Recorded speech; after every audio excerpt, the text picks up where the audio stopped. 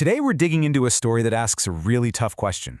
What happens when a prosperous life just completely falls apart? It's a wild story about how fast abundance can turn to ash.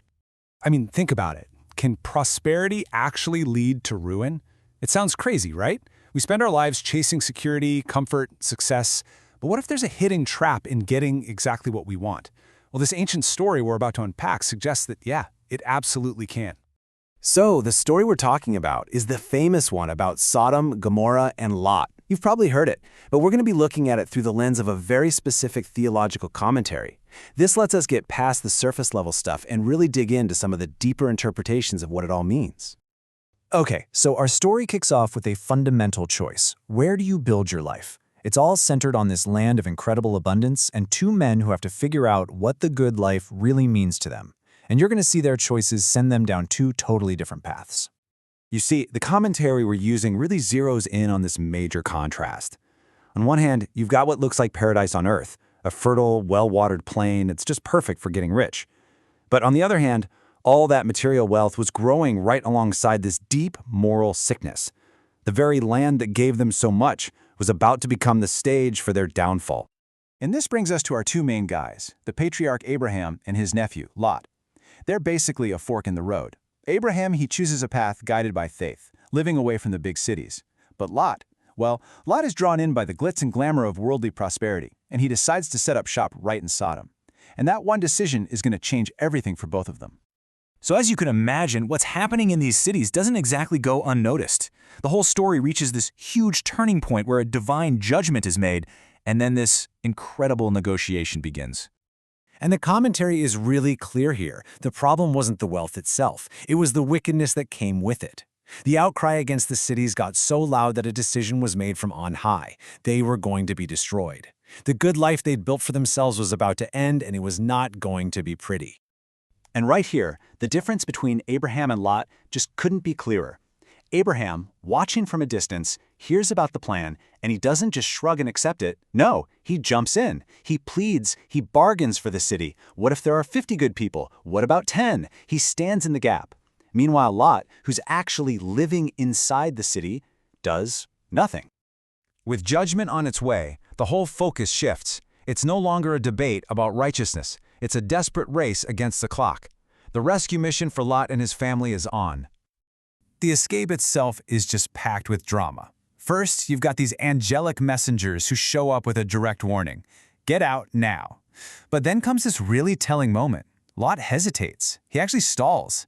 He's so attached to his comfortable life that he doesn't want to leave, even to save his own skin. It gets so bad that the angels have to physically grab him and his family and drag them out of the city before giving them one final crucial command. And the instruction really could not be more clear. To survive, you have to completely cut ties with your old life. Don't look back. Don't even stop in that rich, fertile plain that you love so much. You have to leave it all behind, not just physically, but mentally too. Such a simple command, such a simple choice. But in that moment of chaos, with the world they knew literally being wiped out behind them, one of them faltered. And the price for that hesitation is just devastating. Lot's wife looks back. Now, the commentary interprets this as something much deeper than just curiosity. It was a sign of her lingering attachment to her worldly life, a failure of faith at the most critical second. Her heart was still back in Sodom, and because of that, she was lost. So, the city is destroyed, but the story is far from over. The consequences of Lot's life choices just keep playing out, this time in the isolation of a mountain cave. And honestly, it leads to a really dark and troubling ending. So imagine this. They've escaped with their lives, but literally nothing else. It's just Lot and his two daughters, alone in a cave. And they get it in their heads that they are the last people on earth. They're terrified their family line is just going to die out.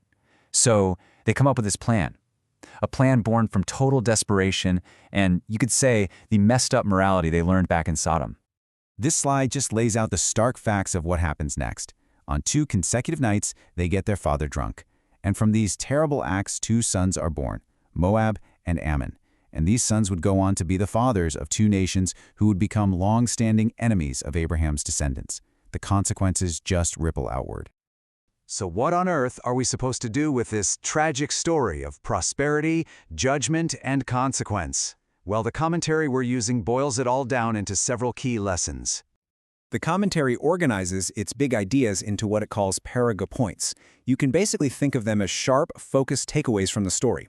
These points really help us get to the deeper theological message behind everything we've just covered. Okay, let's break these down. First up, judgment. The big warning here is that wealth without morality is just a recipe for disaster. Second, intercession. This highlights Abraham's active faith. He did something, which stands in stark contrast to Lot's passivity.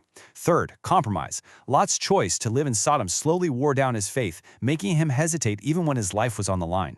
And finally, consequence. Those tragic events in the cave show us that the moral compromises of one generation can create a really painful legacy for the next. And so, this ancient story leaves us with a very, very modern question. I mean, we are all surrounded by our own versions of Sodom, places and things that offer comfort, opportunity, and tons of distraction. This story forces us to ask ourselves, how do we navigate all that? What is truly worth holding on to? And what do we have to be willing to leave behind without ever looking back? It's a powerful thought to end on. Thanks for joining me for this one.